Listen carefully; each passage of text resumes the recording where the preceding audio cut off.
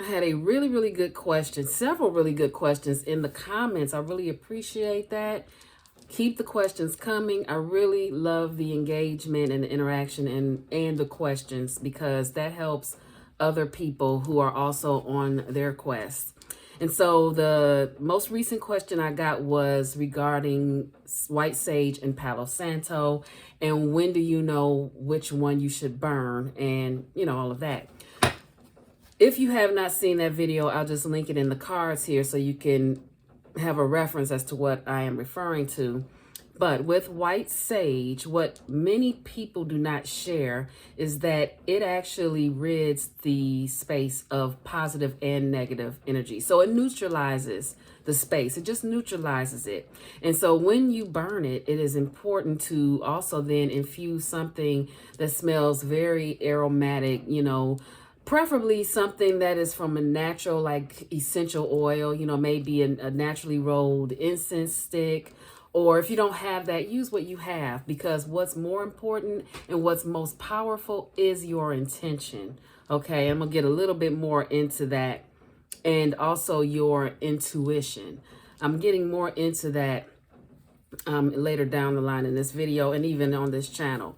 So with the white sage, I have my little bag of sage leaves. Instead of burning the whole bushel, which they come, like there's different types of, smudging sticks, and the different herbs are for different things. White sage being the most popular, most in demand, and most probably by now maybe over harvested because of that demand. But what white sage does, it also grounds you. It's beautiful. It grounds you. For me, a lot of times I'll burn it just for my own benefit. But it also is antimicrobial, antibacterial. So it cleans the air that you're in as well, which is why I love it. And there are other, beautiful benefits. But those are the main ones, the main reasons why I use the white sage. I used to use it specifically to clean out the negative energy, but you're cleaning out both the negative and the positive. When should you burn the sage? Well, one, when you feel that you need grounding. So this is another tool that you can use to help ground yourself, but also if there's just stuck energy, say you haven't been in a room for a while and you go in and it just feels sort of stagnant and stuck in there. And sometimes, energy, likes to kind of hang out in the corners and in the closets and cupboards, where there's not a lot of movement. As far as knowing whether or not you should burn the palo versus the white sage, because in my other video, I said that the palo is like the big gun. That's how I look at it, because it actually rids negative energy. It's like when you burn this, you mean business. This is where I'm going to challenge you to use your intuition.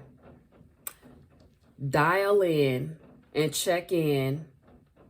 And the way you do that is you sort of fall back. So you allow the thinking brain to relax.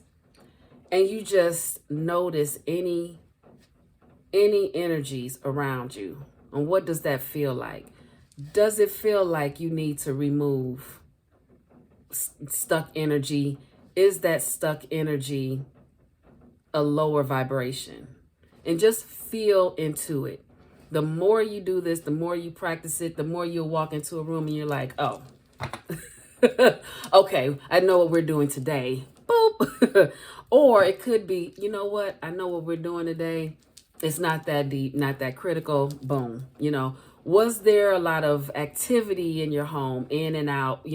People carry energy all the time. They come in, they might have a bad day. Maybe they had a bad day, at home. They started their morning off kind of rocky, and they just have that energy with them. Maybe some of that is left in your house, not on purpose. It just happens sometimes. Or, and energy doesn't know time or space, so it could just float into the house at any time.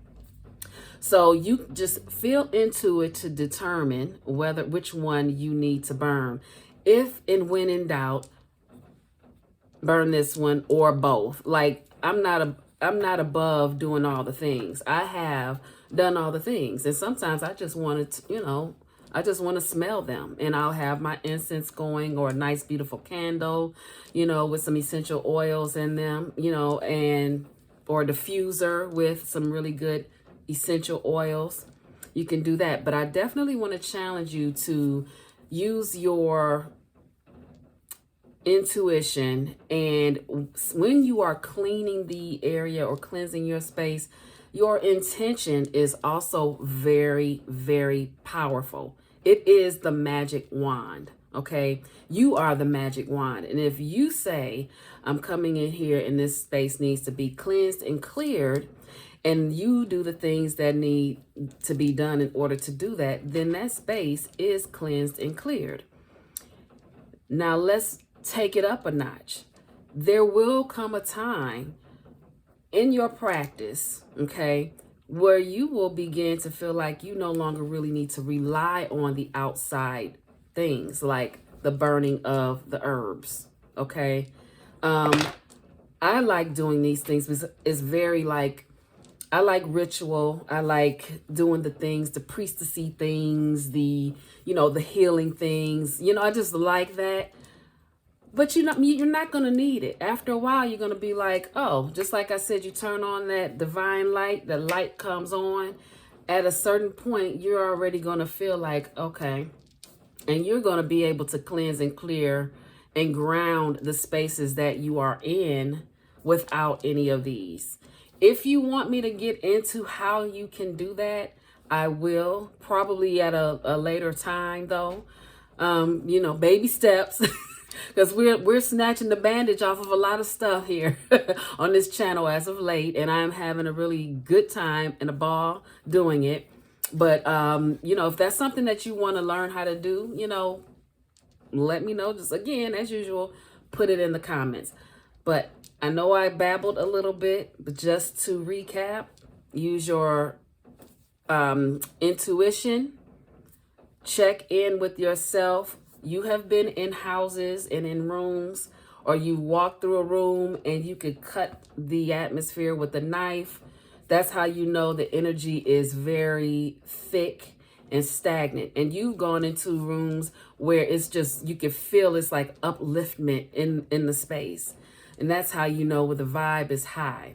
If it is your home and you feel like you want to go in every cupboard, cabinet, closet, drawer, every room, under every piece of furniture with your sage smoke or your Palo Santo smoke, then by all means, you go ahead and do that. Do that, okay? Because again, there was a time where I did all the things.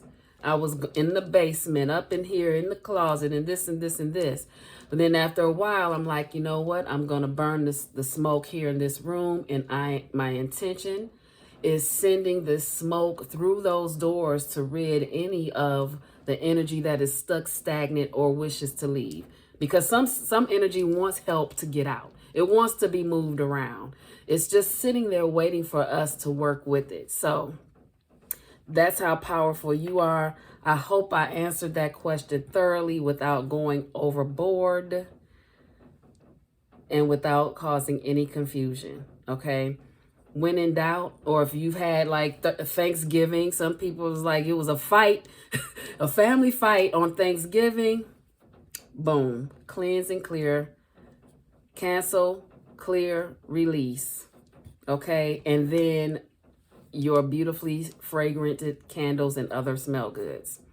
And then it would even be more powerful if you anointed yourself with some beautiful perfume. You know, put some beautiful perfume, and just, you know, if you need to open windows. I don't feel the need to open windows for things like that, but some people like to do that because that's part of like their ritual or routine or whatever. Do it because it's all about yourself, your intuition, okay, and your practice. I hope that helps. Until the next video, live simply and be kind.